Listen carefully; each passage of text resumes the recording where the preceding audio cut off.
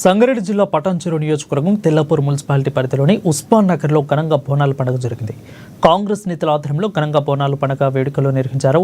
ఈ కార్యక్రమంలో DCC working president Shyamrao, గ్రామ పెద్దలు డోకూరి రవీందర్ రెడ్డి, మాజీ కౌన్సిలర్ ఉమేశ్వర్, మాజీ సర్పంచ్ శ్రీనివాసు, విష్ణు ముదిరాజు, పలువురు గ్రామ పెద్దలు పాల్గొని వైభవంగా నిర్వహించారు.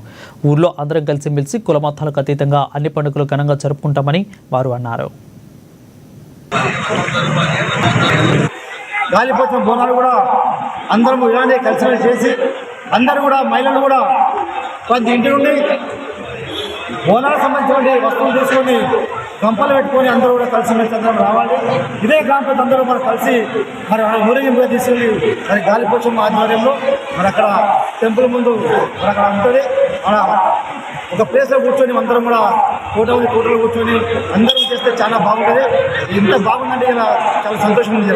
ఇలానే ప్రతి పండుగ జరుపుకోవాలి. మరి బెలిగిన కాలంలో ఇలా నిన్న మనం బేలి వర్షం పడదన్నా రంగేష్ నుంచి పడుతుంది. వర్ణదేవుడు కూడా మన మీద కమిషన్ కాబట్టి ఆ వర్ణదేవుడు కూడా మరి ఇలా రాలేదు సంతోషం. దానికి పూజవతనే కారణం. వాస్తవంగా ప్రతి సంవత్సరం వర్షం పడుతుంది.